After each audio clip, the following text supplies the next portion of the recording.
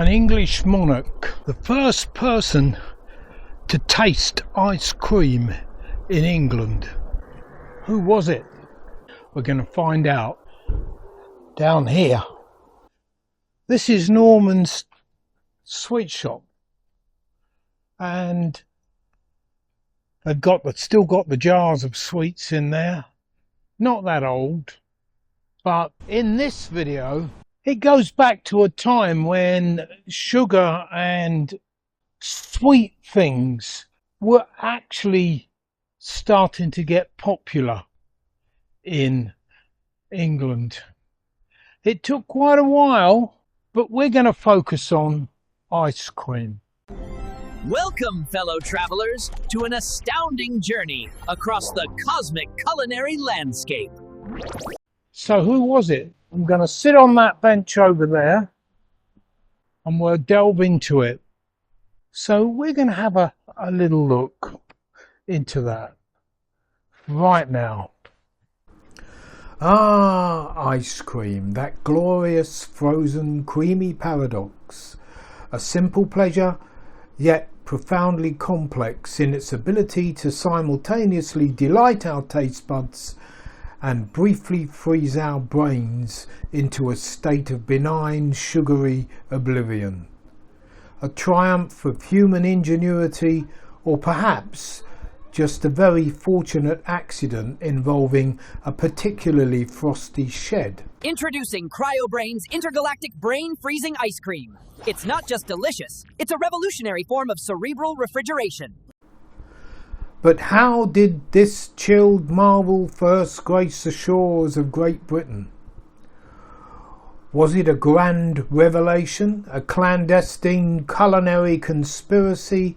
The history, as it so often does, with anything delicious, is a sticky, convoluted mess, and predictably involves a Charlie. Just perhaps not the Charlie you've been told. For centuries, a rather charming, if utterly baseless anecdote has floated around the historical ether, like a rogue cherry atop a trifle. It concerns King Charles I, a monarch primarily famous for having a rather spectacular falling out with Parliament and then rather spectacularly losing his head over it. The tale goes thus. Charles I, a man whose life was arguably rather unsweetened, was supposedly presented with a miraculous frozen dessert by a French chef. This chef, clearly a man of immense foresight, or perhaps simply a connoisseur of cold dairy, had somehow managed to concoct what we would now recognise as ice cream. And here's the kicker. The king loved it so much he allegedly offered the chef a lifetime pension to keep the recipe a secret. Shh! A royal non-disclosure agreement, if you will, but with more beheadings if you broke it, which, given Charles I's track record, was a distinct possibility. Now, before you start picturing Charles I with a tiny silver spoon daintily enjoying a scoop of existential dread-flavoured French vanilla, let me assure you this is, as historians like to say when they're being polite, utter poppycock, balderdash, a charming fiction, probably concocted by the Victorians. Oh, it sounds so much more romantic that way, dear, doesn't it? And the Victorians, bless their cotton socks, loved a good story, especially if it involved royalty, mystery, and a convenient lack of verifiable evidence. No, our first royal encounter with ice cream didn't happen under the grim puritanical shadow of Charles I. It happened under the more shall we say, jovial and Whig-heavy reign of his son, Charles II. Ah, Charles II, a man who, after nearly 2 decades of Republican austerity, really knew how to throw a party, and crucially, how to embrace new and exciting things, particularly if they involved pleasure, principle, and slightly less public execution. The year was 1671. The setting, a grand feast of St. George at Windsor Castle.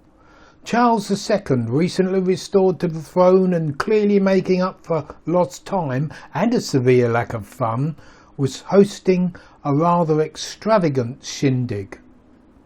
Among the guests was the ambassador from France, a country which, let's be honest, has always been rather good at food, and, crucially, dessert. And it was at this banquet that only a single plate of something truly revolutionary was served exclusively for the king's table. A dessert known quite simply as ice cream. Now, it wasn't ice cream as we know it, no flashy electric churns.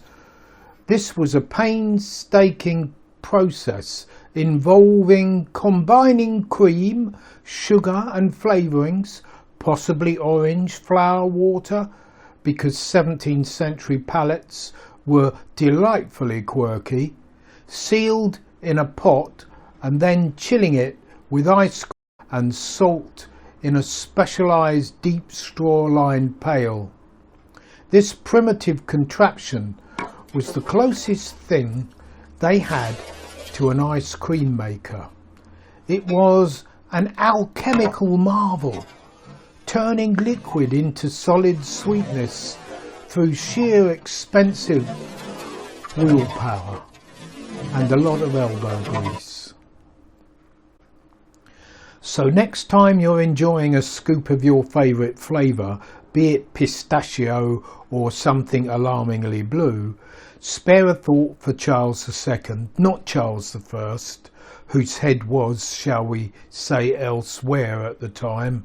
No, the man who brought the chill to British palates was a monarch who knew how to truly reign, and rein in a confectioner for a very good dessert. And remember, history is often far more interesting, far less decapitation heavy than the myths. Anyway, if you enjoyed the video, please don't forget, give it a thumbs up. Thank you for sticking with me, and I will see you in another video with more history. Stay safe.